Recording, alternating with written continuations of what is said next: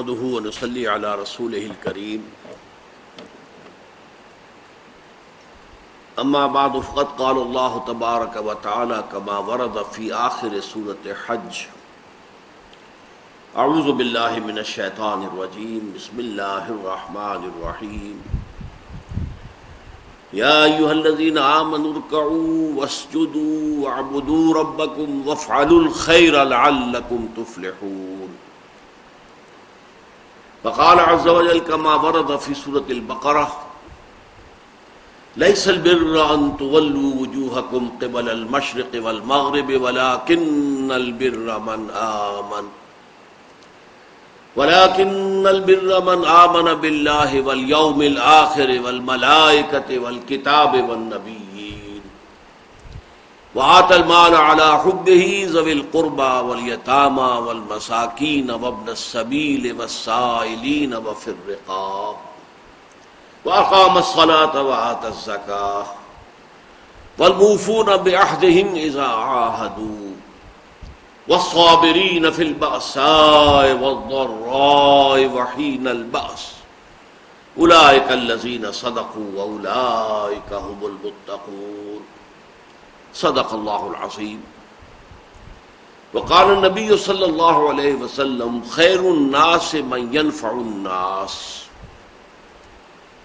وقال صلى الله عليه وسلم الخلق عيال الله او كما قال صلی اللہ علیہ وسلم رب اشرح لي صدری ويسر لي امری واحلل عقدۃ من لسانی یفقهوا قولی اللهم ربنا الہمنا رشدنا واعذنا من شرور انفسنا اللهم ارنا الحق حقا وارزقنا اتباعه وارنا الباطل باطلا وارزقنا اجتنابه آمین یا رب العالمین۔ سب سے پہلے میں ڈاکٹر رخشندہ توحید صاحبہ اور ان کے شوہر میجر ریٹائرڈ محمد ایوب میاں صاحب کو مبارکباد دیتا ہوں کہ انہوں نے اپنی بعض خوشیوں کو سیلیبریٹ کرنے کے لیے بجائے اس کے کہ دنیا میں جو رواجی قسم کی تقریبات منعقد ہوتی ہیں ایک ایسی تقریب کے انعقاد کا فیصلہ کیا کہ جس سے علمی، فکری اور روحانی غذا حاصل ہو۔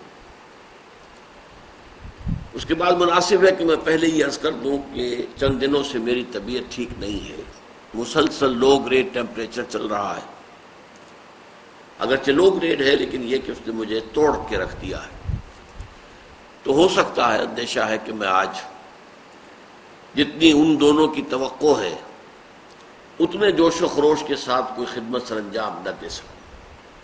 بہرحال ان کا جو ذوق و شوق ہے اس کے پیش نظر میں اپنی انتہائی کوشش کروں گا۔ دیکھیے، جہاں تک خدمت خلق کا تعلق ہے، اس کا ایک کانسیپٹ وہ ہے کہ جو آفاقی ہے، پوری دنیا میں پایا جاتا ہے، کسی مذہب کے ساتھ خاص نہیں ہے، کسی قوم کے ساتھ خاص نہیں ہے، کسی ملک کے ساتھ خاص نہیں ہے، کسی طبقے کے ساتھ خاص نہیں ہے، human level, basic human morality, Hindu ہوں، سکھ ہوں، پارسی ہوں، عیسائی ہوں، مسلمان ہوں، سب کے سب، مشرق کے ہوں، مغرب کے ہوں، شمال کے ہوں، جنوب کے ہوں، سب کے نزدیک متفق علیہ ہے خدمت خلق، کہ بھوکے کو کھانا کھلایا جائے،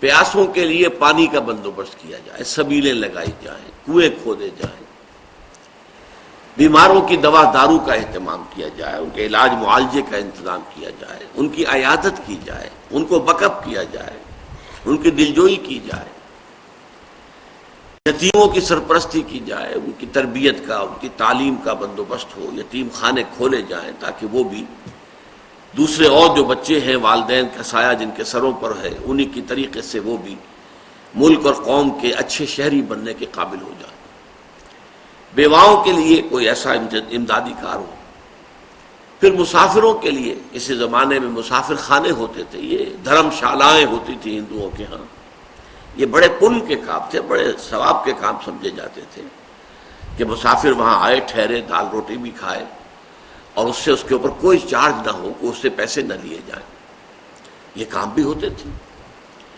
یہ سارے کام وہ ہیں کہ جیسا کہ میں نے عرض کیا کہ یہ یونیورسل ہیں، گلوبل ہیں، ہر قوم میں، ہر مذہب میں ان کا تصور موجود ہے، کم و بیش کسی کے ہاں اس پر زیادہ ایمفیسس ہے، کسی کے ہاں قدر کم ہوگا، لیکن یہ بیسک ہیومن مورلز اور بیسک ہیومن موریلٹی سے متعلق مسئلہ ہے۔ اسلام بھی اس میں پورے طور پر شریک ہے، بلکہ اسلام نے اس سلسلے میں جو تصورات دیے ہیں ان کے اندر ایک اضافی شان پیدا ہوتی ہے۔ میں نے ابھی آپ کو 2 حدیثیں سنائی ہیں۔ حضور نے فرمایا خیر الناس من ينفع الناس، لوگوں میں سے بہترین لوگ وہ ہیں جو لوگوں کو فائدہ پہنچائیں۔ یہ خدمت خلق کے لیے بہت ہی بنیادی یوں سمجھیے کہ ایک ایکسیم، خیر الناس من ينفع الناس۔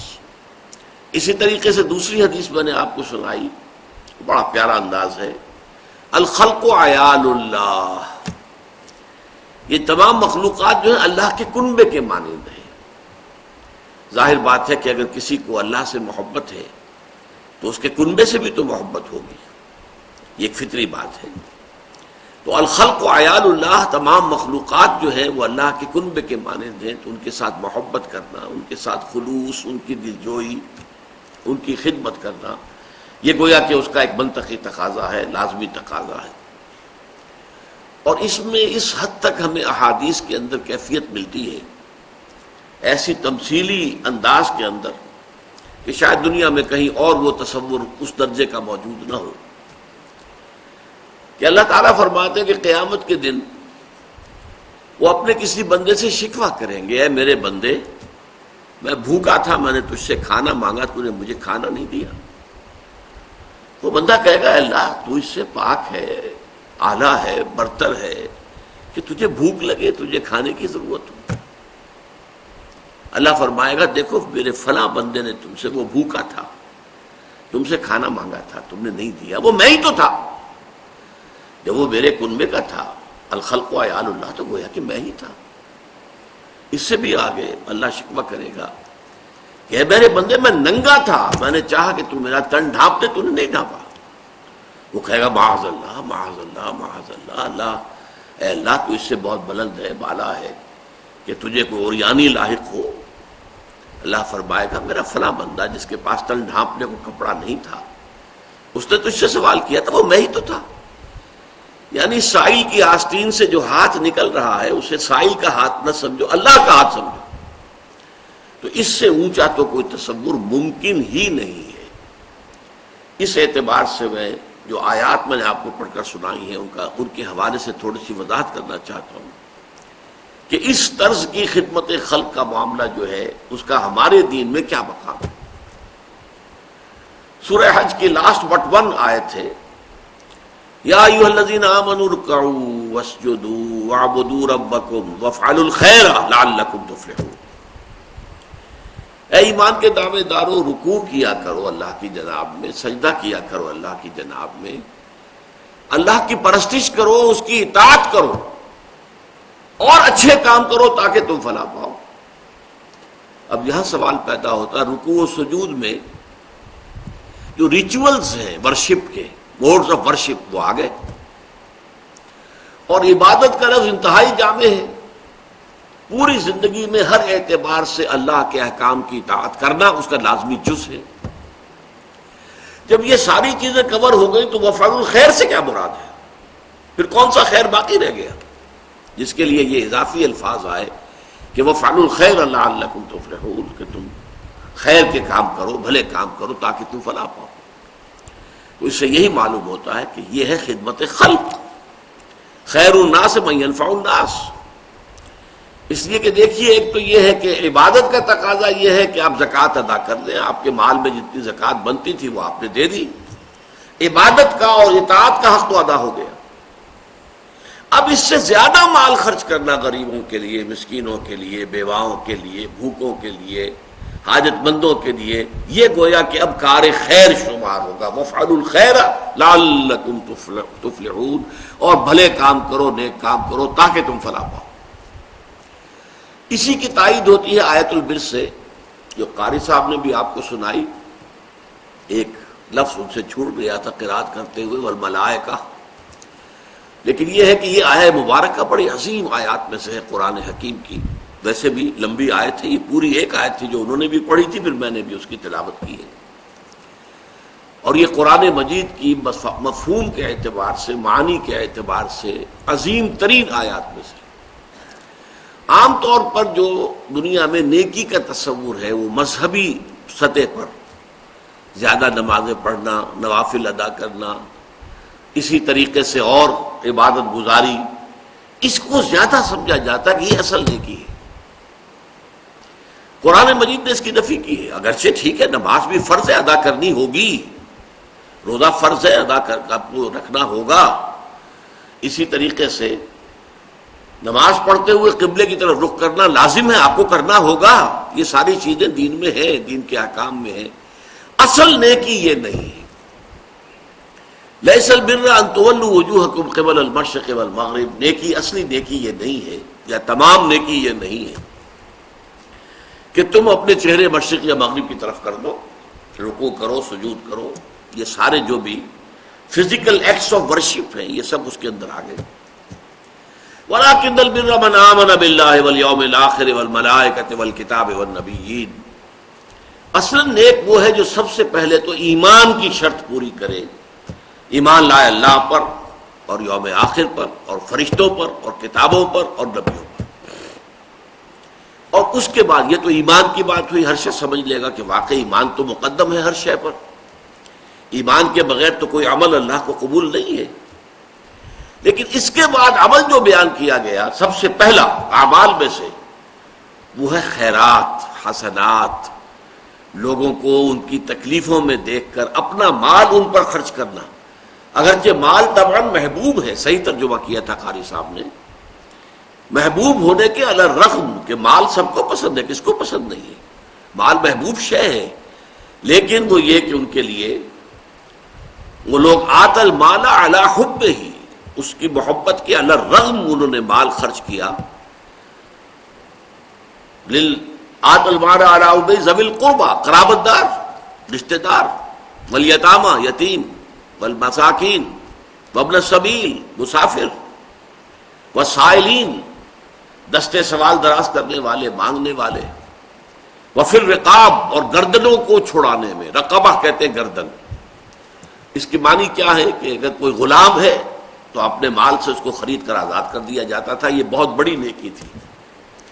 حضرت ابوبکر رضی اللہ تعالیٰ عنہ کے جو فضائل کا دفتر ہے اس میں سب سے روشن اور درخشندہ باب یہی ہے کہ غلاموں اور کنیزوں میں سے جو اسلام لے آئے تھے اور انہیں ان کے کافر اور مشرک آقا ستا رہے تھے، مار رہے تھے، تکلیفیں پہنچا رہے تھے، انہوں نے جو بھی ان کے آقاؤں نے منہ مانگے دام مانگے ان پر خریدا اور آزاد کر دی. یہ پھر رقاب ہے.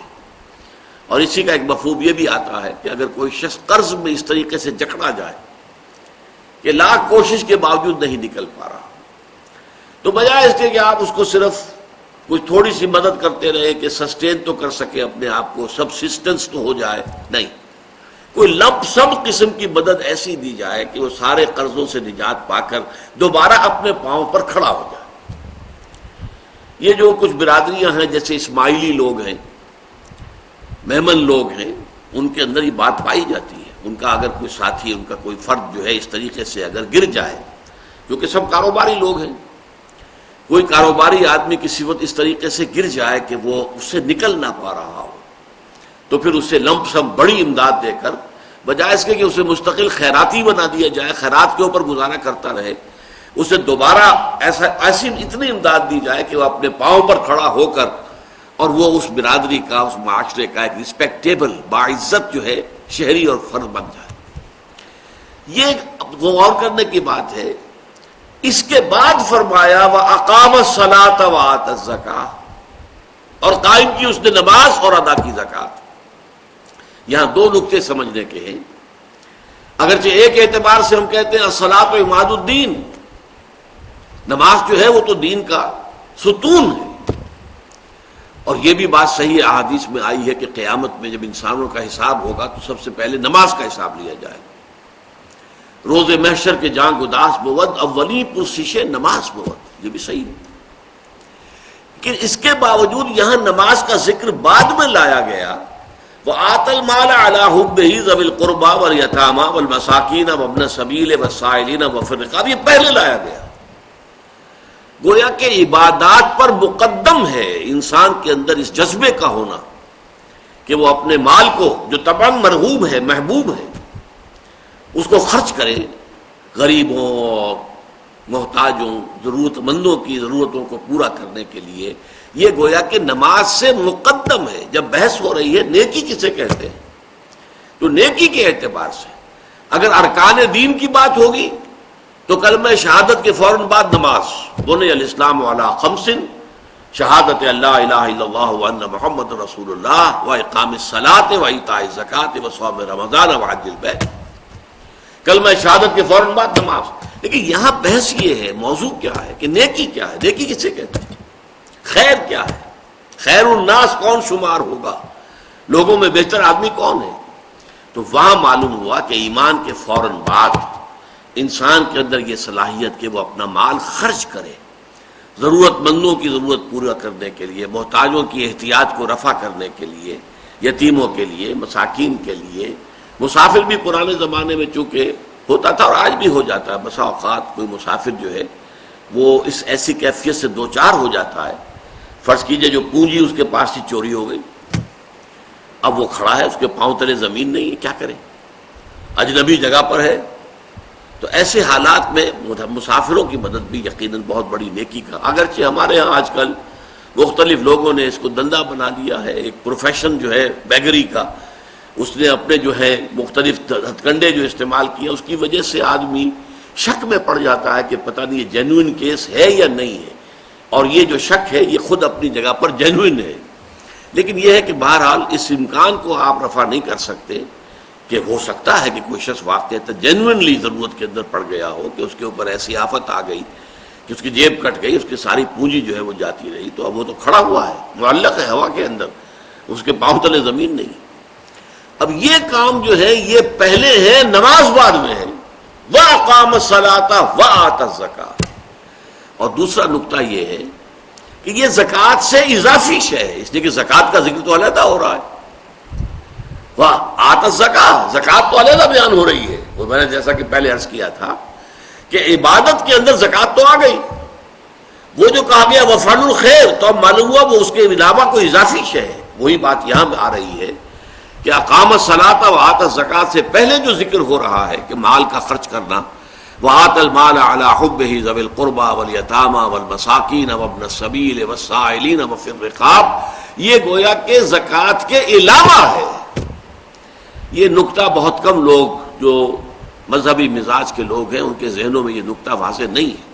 حالانکہ حضور کی ایک کلیئر حدیث ہے، ان فی المال لحقا سوى الزکاۃ، مال میں تمہارے جو حق ہے اللہ کا وہ زکوٰۃ کے علاوہ بھی ہے. یہ نہ سمجھو زکوٰۃ دے دی تو سارا حق ادا ہو گیا، نہیں.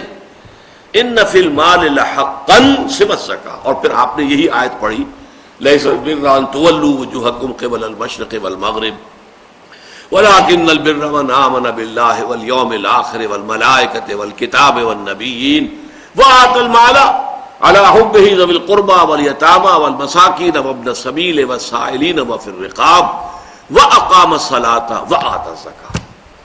یہ چیزیں جیسا کہ میں نے عرض کیا اگرچہ اپنی جگہ یونیورسل ہیں، ہر مذہب میں موجود ہیں، ہر قوم میں موجود ہیں، بلکہ ایک افسوسناک حقیقت یہ ہے کہ آج ہم اگر دیکھیں تو مسلمانوں میں یہ کام کم ہے، ہندوؤں میں ہم سے یہ کام کہیں زیادہ تھا. ایک گنگا رام تھا جو ہسپتال بنا کے چلا گیا. ہمارے ہاں جو ہے وہ بزنس ہاسپٹل ایک بنا بھی ہے تو سب لوگوں نے زور لگا کر بنایا ہے. حالانکہ ہمارے ہاں گنگا رام کی کیا حیثیت تھی، اس وقت پیسے والے جو ہیں وہ کہیں بڑھ کر ہیں، وہ 100 گنگا راموں سے بڑھ کر ہے. لیکن نہیں، ہمارے ہاں یہ کام کم ہے. یہ کام جو ہے ہندوؤں میں بہت ہے، پن کا کام، ثواب کا کام، پن کے کام.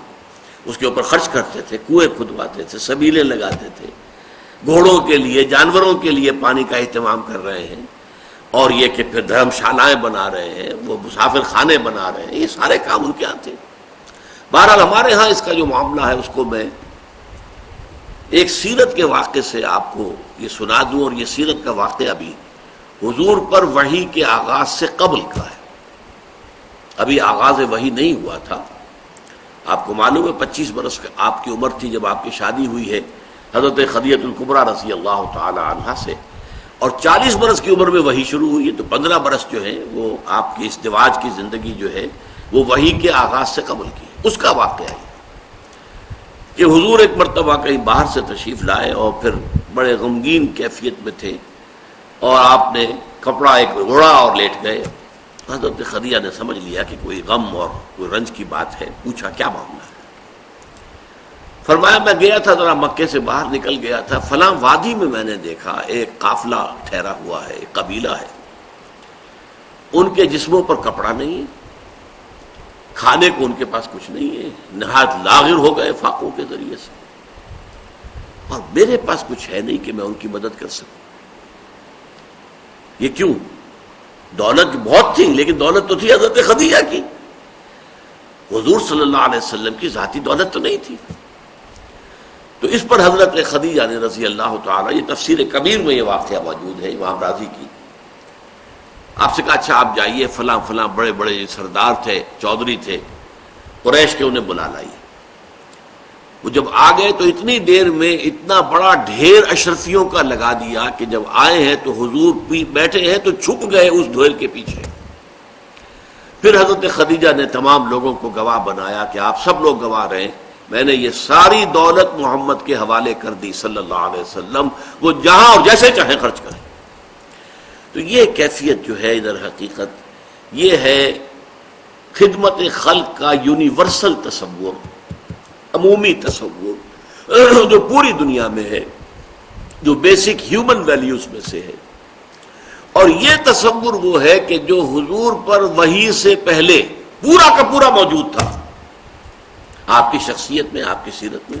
ابھی وحی نہیں آئی ہے لیکن یہ چیزیں موجود تھیں، اس لیے کہ واقعہ نوٹ کیجئے کہ جب پہلی وحی آئی ہے اور حضور سراسیمہ ہو گئے ہیں، فرشتے سے جو ملاقات ہوئی غار حرا میں، ایک نیا ایکسپیرینس تھا، نیا ایکسپیرینس بالکل، تو بڑی طبیعت کے اندر جو ہے وہ ایک دہشت کی سی کیفیت تھی۔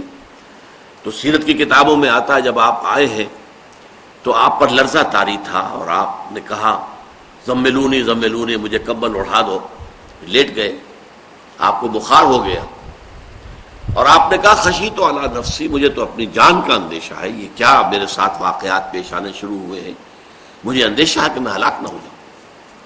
اس پر حضرت خدیجہ نے فرمایا، عرض کیا اللہ آپ کو ضائع نہیں کرے گا، آپ تو یتیموں کی سرپرستی کرتے ہیں، بیواؤں کی خبر گیری کرتے ہیں، مسافروں کی مہمان نوازی کرتے ہیں، بھوکوں کو کھانا کھلاتے ہیں، آپ میں تو یہ اوصاف موجود ہے، اللہ تعالیٰ کبھی آپ کو ہرگز ضائع نہیں کرے۔ یہی بات حضرت ابوبکر صدیق کے بارے میں آتی ہے۔ جب حضرت ابوبکر صدیق رضی اللہ تعالیٰ عنہ جب انتہائی مخالفت ہو رہی تھی اور قریش جو ہے وہ کھلم کھلا مسلمانوں کو نماز نہیں پڑھنے دیتے تھے، تو انہوں نے کہا اچھا میں ہجرت کرتا ہوں، میں بھی جاتا ہوں حبشہ کی طرف جہاں اور لوگ چلے گئے۔ مکے سے نکل پڑے ہیں تو ابن الدغنہ ایک بڑا سردار تھا، پہلوان تھا، طاقتور آدمی تھا، صاحب اثر تھا، وہ راستے میں مل گیا، وہ مگر کہاں چلے؟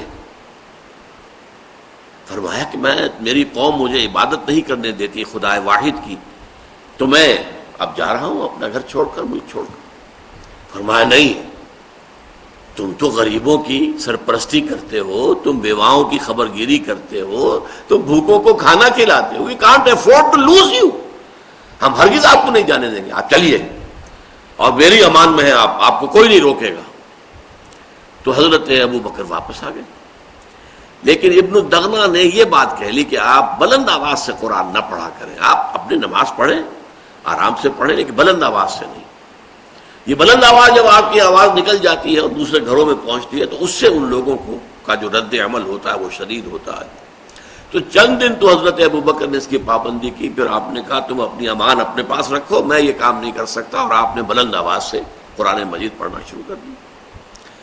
تو میں صرف اس وقت جو میں نے عرض کیا ہے وہ یہ ہے کہ خدمت خلق کا ایک یہ تصور ہے جو ہر شریف انسان میں، ہر سلیم الفطرت انسان میں، قطع نظر اس سے کہ اس کا مذہب کیا ہے، اس کی قومیت کیا ہے، وہ کس ملک کا رہنے والا، یہ کامن ہے، یہ یونیورسل ہے۔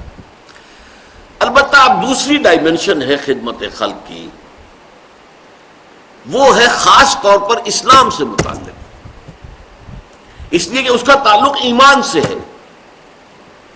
ایمان ہمیں کیا بتاتا ہے کہ یہ دنیا کی زندگی عارضی ہے، اصل زندگی آخرت کی ہے۔ وَإِنَّ دَارَ الْآخِرَةَ لَهِيَ الْحَيَوَانُ، اصل جو ہے آخرت کا گھر جو ہے وہ اصل گھر ہے، اصل زندگی ہے۔ اب سوال یہ پیدا ہوتا ہے کہ اس دنیا کی زندگی میں کسی شخص کو بھوک لگی ہوئی تھی، اس کے پیٹ میں بھوک کی آگ لگی ہوئی تھی، آپ نے بجھا دی، کھانا کو دے دیا، کھا لیا، اس نے بھوک بجھ گئی۔ لیکن وہ شخص چل رہا ہے اس راستے پر کہ جو اگلی زندگی میں آخرت میں جہنم کا ایندھن بنے گا، اس کے لیے آپ نے کچھ نہیں سوچا، تو آپ بڑے شقی ہیں، بڑے اگر یقین ہے آپ کا، اصل میں معاملہ بہت بڑا اگر کا ہے، اٹس اے بگ اف۔ اگر واقعی آپ کو یہ یقین ہے کہ اصل زندگی آخرت کی زندگی ہے، تو پھر تو خدمت خلق یہ ہے کہ لوگوں کی آخرت سنوارنے کی کوشش کرو، انہیں سیدھے راستے کی طرف بلاؤ، انہیں اپنے خالق اور مالک اللہ تعالیٰ کے ساتھ متعارف کراؤ، گیٹ them introduced to اللہ، تعارف حاصل ہو جائے، معرفت حاصل ہو جائے اللہ تعالیٰ کی۔ تعارف یہی ہے نا، معرفت حاصل ہو جانا ایک دوسرے کی، اور پھر یہ کہ وہ اللہ تعالیٰ سے لو لگائیں، اللہ سے محبت کریں، اللہ ہی کو اپنا مقصود و مطلوب اور معبود اور محبوب حقیقی بنائیں تاکہ ان کی آخرت درست ہو۔ اگر یہ ہم نہیں کر رہے، اور ظاہر بات ہے کہ بھوکے کو کھانا کھلا دیا تو نیکی کا کام تو ہے، لیکن وہ چل رہا ہے اس راستے پر کہ جو اسے جہنم میں لے کر جا رہا ہے، اس راستے سے بچا کر اور جنت کے راستے پر لوگوں کو ڈالنا، جہاں ابدی راحت ہوگی، جہاں ہمیشہ ہمیشہ کے لیے روح و ریحان و جنت نعیم، اس راستے پر لے آنا، یہ سب سے بڑی خدمت خلق ہے۔ یہی وجہ ہے کہ وحی کے آغاز سے پہلے اور وحی کے آغاز کے بعد یہ آپ کو کنٹراسٹ نظر آئے گا سیرت محمدی میں صلی اللہ علیہ وسلم۔ وحی کے آغاز سے پہلے وہ نیکی کا، خدمت خلق کا تصور، بھوکوں کو کھانا کھلانا، مسافروں کی خدمت کرنا، بیواؤں یتیموں کی سرپرستی کرنا، یہ بدرجہ تمام و کمال سیرت محمدی میں موجود ہے۔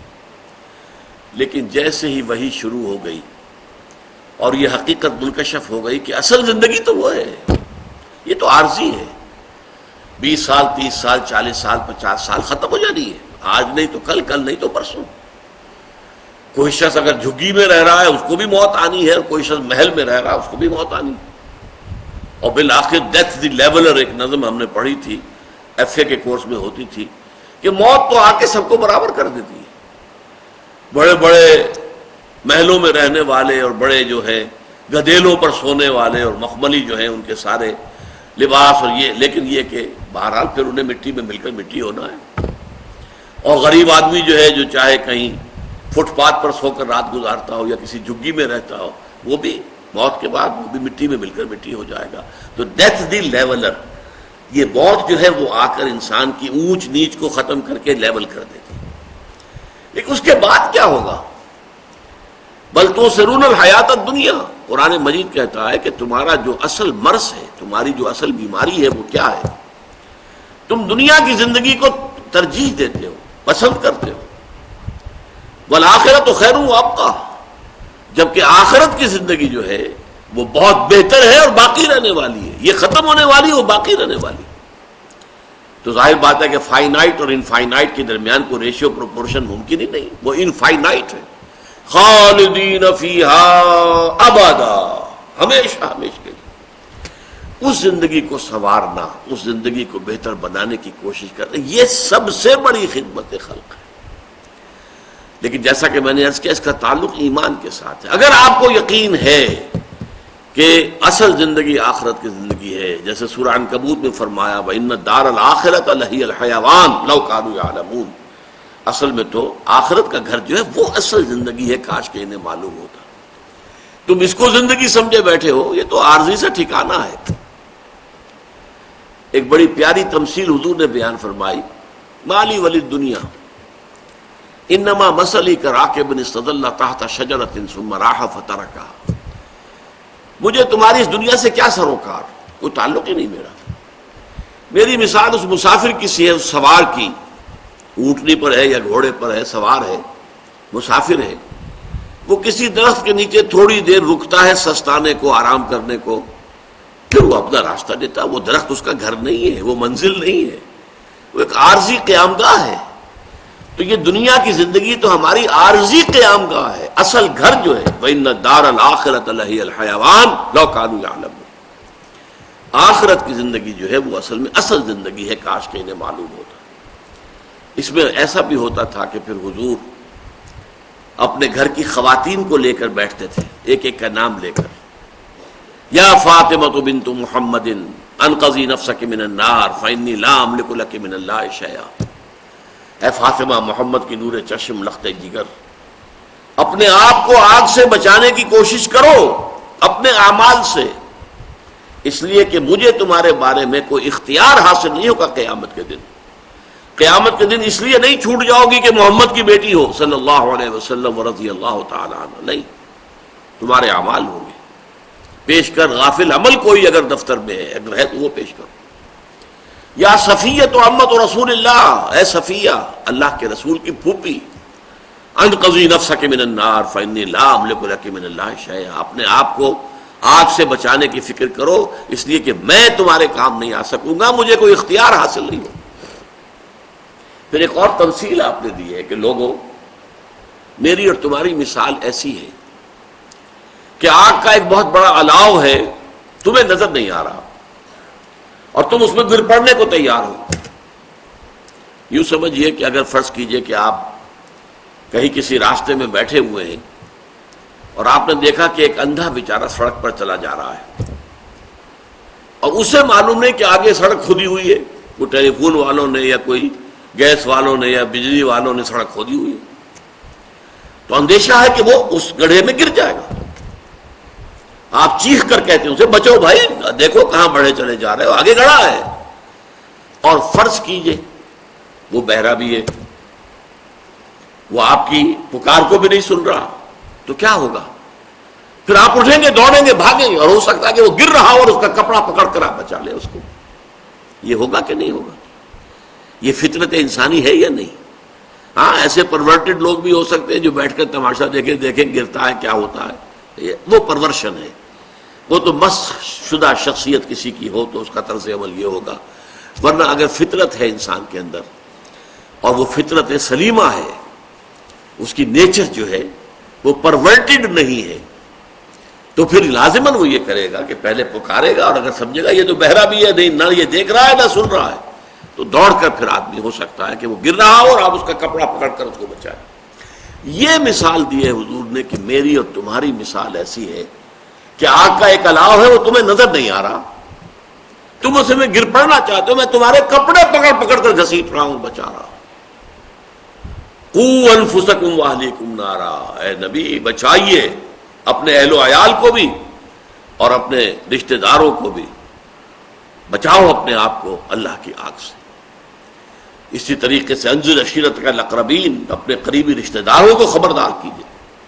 تو یہ دعوت اللہ کی طرف، دعوت ایمان کی طرف، دعوت اسلام کی طرف، صحیح راستے پر آنا، نجات کے راستے پر لوگوں کو لے آنا تاکہ ان کی ابدی زندگی سنور جائے، وہاں وہ جہنم میں جھونکے جانے کی بجائے جنت میں داخل ہو جائیں، یہ اس خدمت خلق سے کئی گنا بڑی خدمت خلق ہے. چنانچہ جیسے ہی حضور پر وحی کا آغاز ہوا، اس کے بعد سے لے کر حیات دنیاوی کے آخری سانس تک آپ نے یہی کام کیا، لوگوں کو بچانا، آگ سے بچانا، اللہ کے عذاب سے بچانا، غلط راستوں سے واپس بلا کر صحیح راستے پر چلانا. یہ خدمت خلق کی سیکنڈ ڈائمنشن ہے. لیکن اس کا تعلق کیا ہے؟ ایمان کے ساتھ. جس شخص کے اندر ایمان نہیں ہے، ظاہر بات ہے اس کے سامنے یہ ڈائمنشن نہیں آ سکتی. وہ ڈائمنشن تو ہوگی کہ بھوکے کو کھانا کھلا دو اور بیمار کی دوا دارو کا بندوبست کر دو، وہ تو ہوگی، وہ تو یونیورسل ہے. جیسا کہ میں نے عرض کیا، اس کا تعلق بیسک ہیومن مورالٹی سے. لیکن ایمان کے ساتھ متعلق ہو کر خدمت خلق اصل کیا ہے؟ لوگوں کو گمراہی کے راستوں سے، اور جہنم کی طرف جانے والے طور طریقوں سے بچا کر ایمان اور اسلام کے راستے پر گامزن کرانا، تاکہ ان کی ابدی اخروی زندگی درست ہو جائے۔ اب ایک تھرڈ ڈائمنشن ہے خدمت خلق کا، ایک تیسرا تصور۔ دیکھیے، جو انسانی زندگی میں اجتماعی نظام ہوتا ہے، اگر وہ ظالمانہ ہے، ایکسپلائٹیٹو ہے، ریپریسو ہے، ڈسٹریبیوشن آف ویلتھ غلط ہو رہی ہے، جس کے نتیجے میں ایک طرف دولت کے انبار لگتے چلے جا رہے ہیں، امیر امیر سے امیر تر ہوتا جا رہا ہے، دوسری طرف غریب غریب سے غریب تر ہوتا چلا جا رہا ہے۔ اب اس میں ایک راستہ تو یہ ہے کہ اس نظام کو تو جوں کہ توں برقرار رکھا جائے، لیکن جو اس نظام کی وجہ سے بھوک کا شکار ہو گئے ان کو کھلایا جائے۔ یہ عارضی، یہ پیلیٹیو ٹریٹمنٹ ہوا، میڈیکل سائنس میں ہم اس کو کہیں گے پیلیٹیو ٹریٹمنٹ ہے، اس بھوک کا کچھ ادارہ کر دیا۔ اصل کیا ہوگا؟ اس نظام کو بدلو تاکہ بھوک پیدا نہ ہو، یہ نہ ہو کہ ہیوز اور ہیو ناٹس کے اندر معاشرہ تقسیم ہو جائے، کہ ایک طرف دولت کے انبار ہے اور ایک طرف بھوک ہے اور احتیاج ہے، افلاس ہے، جس کے لیے شاہ ولی اللہ دہلوی رحمۃ اللہ علیہ نے کہا ہے کہ جس معاشرے میں تقسیم دولت کا نظام غلط ہو جاتا ہے، جس کے نتیجے میں امیر امیر سے امیر تر، غریب غریب سے غریب تر ہوتا چلا جاتا ہے، تو انسانوں کی بہت بڑی تعداد وہ ہے کہ جو ڈھور ڈنگر حیوانات کی سطح پر گر جاتی ہے، انہیں اپنا سارا وقت، ساری محنت، ساری صلاحیت 2 وقت کی روٹی کے حصول میں صرف کرنی پڑتی ہے۔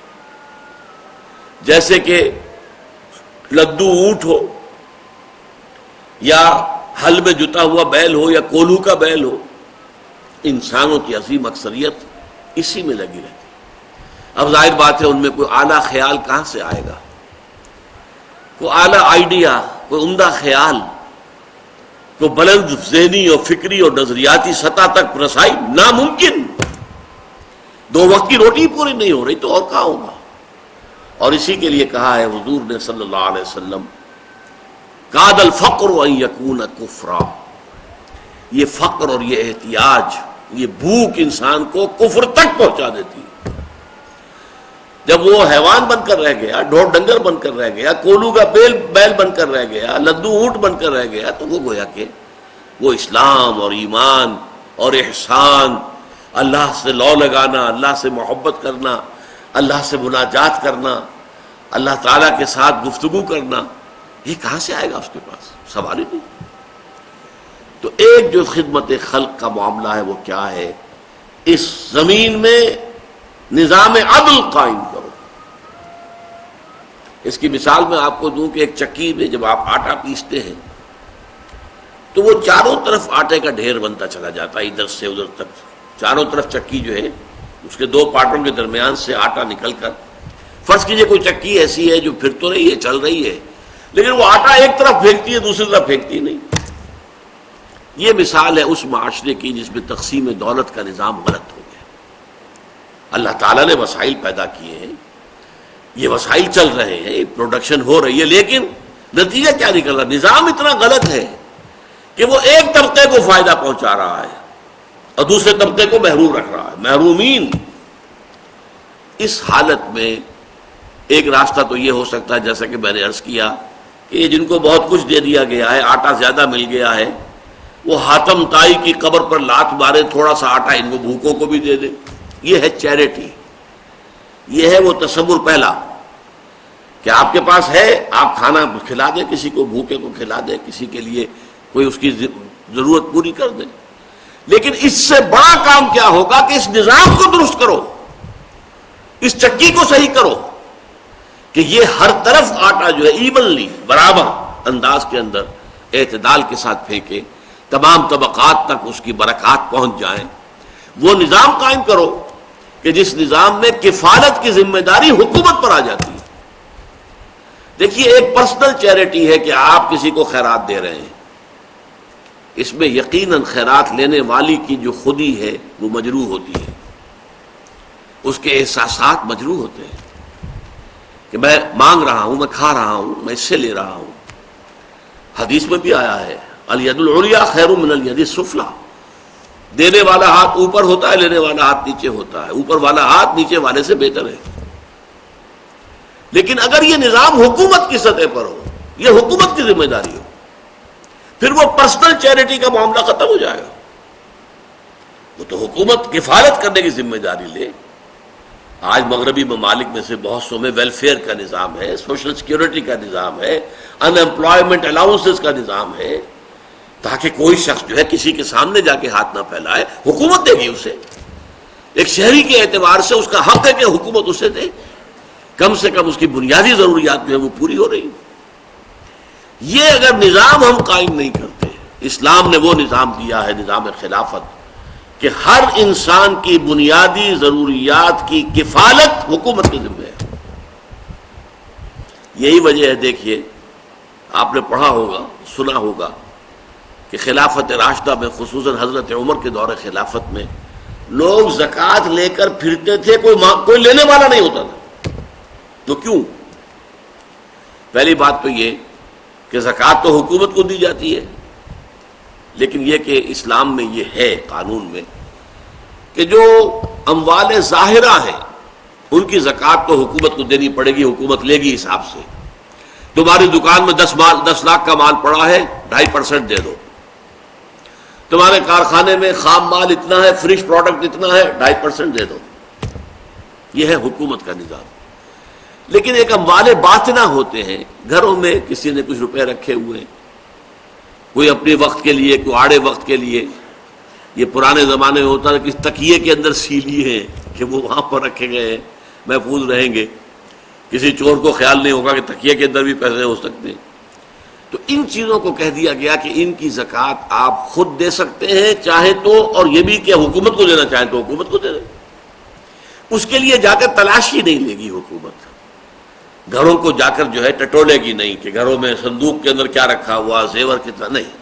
یہ اموال باطنہ کہلاتے ہیں۔ اموال باطنہ کی زکوٰۃ وہ فرد خود دینے کا جو ہے وہ اس کو اختیار حاصل ہے، چاہے وہ حکومت کو دے دے، لو بھائی یہ بھی لے لو۔ اموال ظاہرہ کی زکوٰۃ تم نے لے لی ہے، باطنہ کی بھی حاضر ہے، اور یہ بھی ہو سکتا ہے کہ وہ آپ خود دیں۔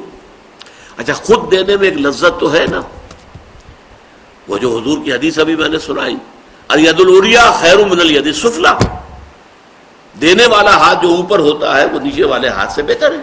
تو ایک لذت تو ہے نا کہ آپ دے رہے ہیں، کوئی لے رہا ہے، آپ ڈونر ہیں، کوئی ریسیپینٹ ہے۔ لیکن حضرت عمر کے زمانے میں وہ کفالت عامہ کا نظام ریاست کے تحت جب قائم ہو چکا تھا، ہر شہری کی بنیادی ضروریات کی کفالت ریاست کے ذمے ہے، تو اب کوئی زکوٰۃ کاہے کو لے؟ لہذا آپ کو یہ واقعہ ملتا ہے کہ لوگ اپنی زکوٰۃ لے کر پھرتے تھے، ان کا قبول کرنے والا کوئی نہیں ہوتا۔ Why should they accept? ہماری ذمہ داری تو حکومت پر ہے۔ اب ظاہر بات ہے کہ یہ جو نظام کو برپا کرنا ہے اور exploitative, repressive, unjust system of life, politico socio economic system of life, اس کو بدلنا آسان کام نہیں ہے۔ ظاہر بات ہے کہ ہر نظام کے ساتھ ویسٹڈ انٹرسٹ ہوتے ہیں۔ اب جاگیرداری نظام ہے، جاگیردار ہے، آپ کہیں جاگیرداری نظام ہم ختم کر دیں گے تو جاگیردار ختم کرنے دے گا آپ کو؟ They are bound to defend their system, اس لیے کہ اس کے ساتھ ان کے مراعات ہیں، ان کے فوائد ہیں، ان کے مفادات ہیں۔ بادشاہی نظام آپ سعودی عرب میں ختم کرنے کی کوشش کریں تو سعودی آپ کو ختم کرنے دیں گے؟ آل سعود جن کی حکومت ہے، جن کے بلین ڈالر کے جو ہے وہ محل بنتے ہیں، وہ آپ کو نظام تو ختم نہیں کرنے دیں گے۔ اس نظام کو ختم کرنے کے لیے جد و جہد کرنی پڑتی ہے، انقلابی جد و جہد۔ اس کے لیے انقلابی جد و جہد، پہلے ایک پارٹی وجود میں آئے، ڈسپلن پارٹی، جو تن من دھن یہاں تک کہ جان بھی قربان کرنے کو تیار۔ کمیونسٹ پارٹی آف رشیا، بولشویکس، مونشویکس، انہوں نے کوئی کم قربانیاں نہیں دی تھی، ایسے ہی زار کی حکومت ختم نہیں ہوئی تھی، بڑی قربانیاں دے کر ہوئی تھی۔ صحابہ کرام نے بھی جب نظام قائم کیا، حضور نے اور صحابہ نے، محمد الرسول اللہ والذین معہ، تو سینکڑوں صحابہ کو جام شہادت نوش کرنا پڑا کہ نہیں؟ خود حضور زخمی ہوئے یا نہیں ہوئے؟ آپ کے دندان مبارک شہید ہوئے کہ نہیں ہوئے؟ آپ کے خون جو ہے اس سے احد کی مٹی اور طائف کی مٹی وہ سیراب ہوئی یا نہیں؟ تو یہ انقلابی جد و جہد، یہ پھر اسلام کی روح سے سب سے بڑی نیکی ہے۔ چینج سسٹم، نظام کو بدلو، عادلانہ، منصفانہ، based on justice and fair play, جس میں ڈسٹریبیوشن آف ویلتھ جو ہے وہ اکویٹیبل ہو، جس میں ہر فرد کی بنیادی ضروریات انڈر رائٹ کرے ریاست، اس نظام کو قائم کرنے کی جد و جہد کرو۔ یہ پھر نیکی کا سب سے اونچا تصور ہے، جس کو کہا گیا ایک حدیث کے اندر ضربۃ السلام منہ الجہاد فی سبیل اللہ۔ اسلام کو حضور نے ایک درخت سے تعبیر کیا، تشبیہ دی، جیسے درخت کی جڑ ہوتی ہے۔ تو اسلام کی جڑ کیا ہے؟ کلمہ شہادت لا الہ الا اللہ محمد رسول اللہ۔ پھر درخت کا ایک تنا ہوتا ہے، تنا کیا ہے اسلام کا؟ اقام الصلاۃ و ایتاء الزکوٰۃ، زکوٰۃ کی ادائیگی اور نماز کا قائم کرنا۔ پھر درخت میں اوپر برگ و بار آتے ہیں، پتے ہیں، شاخیں ہیں، پھل لگ رہے ہیں، یہ اس کی چوٹی ہے۔ تو ضربۃ السلام منہ، اسلام کی چوٹی جو ہے وہ الجہاد فی سبیل اللہ، اللہ کا جہاد، اللہ کی راہ میں جہاد کرنا، تاکہ اللہ تعالیٰ نے جو عادلانہ نظام دین الحق کی شکل میں، اسلام کی شکل میں، ان الدین عند اللہ الاسلام، جو حضور کے ذریعے سے پایہ تکمیل کو پہنچا، الیوم اکملت لکم دینکم واتممت علیکم نعمتی ورضیت لکم الاسلام دینا، اس دین کو قائم کرنے کے لیے جہاد کیا جائے، یہ سب سے اونچی نیکی ہے۔ اور اس کا مقصد بھی کیا ہے؟ خدمت خلق، تاکہ لوگوں کو ظلم و ستم سے نجات دلائی جائے اور لوگوں کے لیے ان کی زندگیوں کے اندر ان کی ضروریات کو وہاں پہنچایا جائے، ان کے ساتھ انصاف ہو۔ اس کے لیے تو خدمت خلق کے یہ 3 لیولز ہیں جو میں نے آپ کے سامنے رکھے۔ ایک یونیورسل ہے، کامن ٹو آل ہیومینٹی، بھوکے کو کھانا کھلانا، پیاسے کے لیے پانی کا بندوبست کرنا، بیمار کے لیے دوا دارو کا بندوبست کرنا، تیمارداری کا انتظام کرنا، ان کی دلجوئی ہے، جا کر وزٹ کرنا ہے، اور جو بھی طریقے ہیں دنیا کے اندر، عیادت ہے۔ اس کے علاوہ غریبوں، یتیموں، مسکینوں، ان کے لیے کوئی کوشش، یہ یونیورسل کانسیپٹ ہے، دس از دی بیس لائن۔ اس بیس لائن کے اوپر 2 اور ڈائمنشنز ہیں جن کا تعلق خاص اسلام کے ساتھ ہے، ایکسکلوسیو۔